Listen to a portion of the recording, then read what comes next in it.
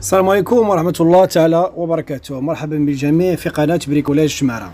اليوم ان شاء الله معنا واحد الغسالة مارك بيكو.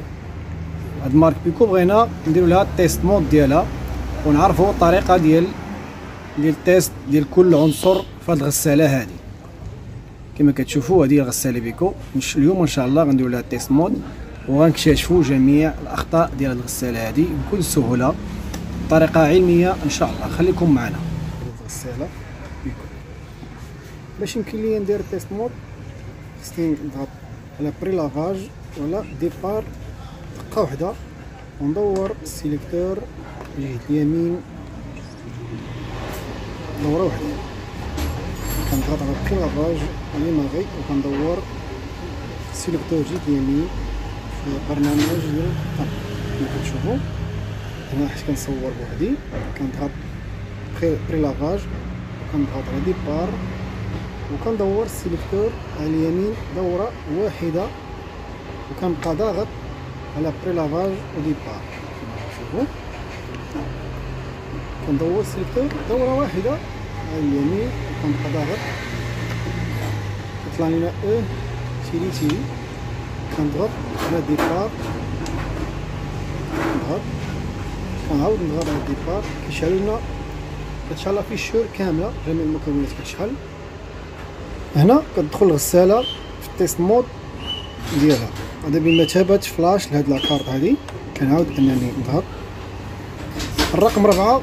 الغساله كدور جهه اليمين. رقم 4 004 كدور الغساله جهه اليمين ديالها. كتشوفوا كدور باليمين 04. كنعاود نضغط كطلع لنا الرقم 5. الغسالة كتوقف وكدور اليسار.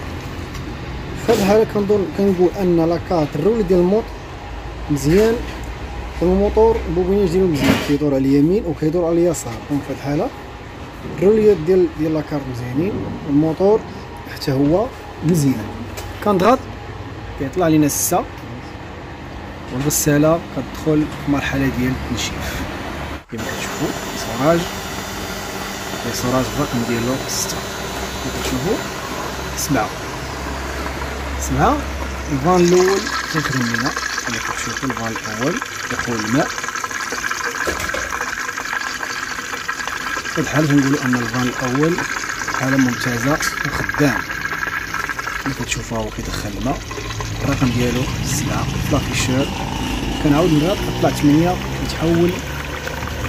كتحول الفان الثاني لدخول الماء. كما كتشوفوا الماء تيدخل مزيان. الماء داخل في واحد الحالة مزيانة. كما كتشوفوا الغسالة تتبع المراحل ديالها. سعود الماء كيدخل من لي فان بجوج وكيمشي حتى الليكيد تا هو باش يهبط الغسالة.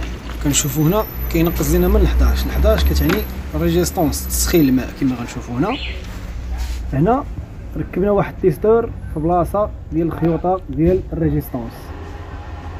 هنا هذه هي الريزيستونس حيدنا لها الخيوطة ديالها درنا بلاصون تيستور اللي كيبين لنا ان الضوء تيوصل ليها. كما كتشوفوا التيستور شاعل. هذا كيدل على ان الضوء واصل للريزيستونس. كما غتشوفوا هنا الماء تيسخن الريزيستونس. هنا الماء تيسخن. هنا ملي تندخل كنورك لا 12 هو الفيدونج خروج الماء. كما غتشوفوا هنا تصريف المياه والرقم ديال 12 كتخدم لا بومب او المضخات ديال الماء. كنورك عاوتاني كطلع لنا تيري. هنا كتقول لك الغسالة ما عندك حتى ايرور في هذه الغسالة هذه. الغسالة جميع المكونات ديالها خدامين مزيان.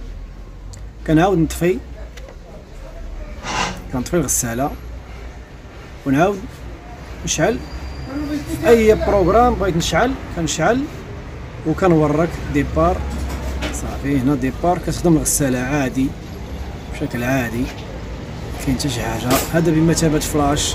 الا كانت الغساله مثلا كتوقع لك شي ايرور وهاد الايرور ما تيبغيش يتحيد واخا جميع المكونات ديال الغساله مزيانين، مثلا كتكتب لك او 6 ولا او 9 ولا شي حاجه كتقول لك راه ايرور مثلا ديال ريزيستونس، انت كتعبر ريزيستونس مزيانه كلشي مزيان وكتبقى مبلوكي، ضروري ما دير لي هذا الفلاش هذا وان شاء الله غتهنى من هذا المشكل.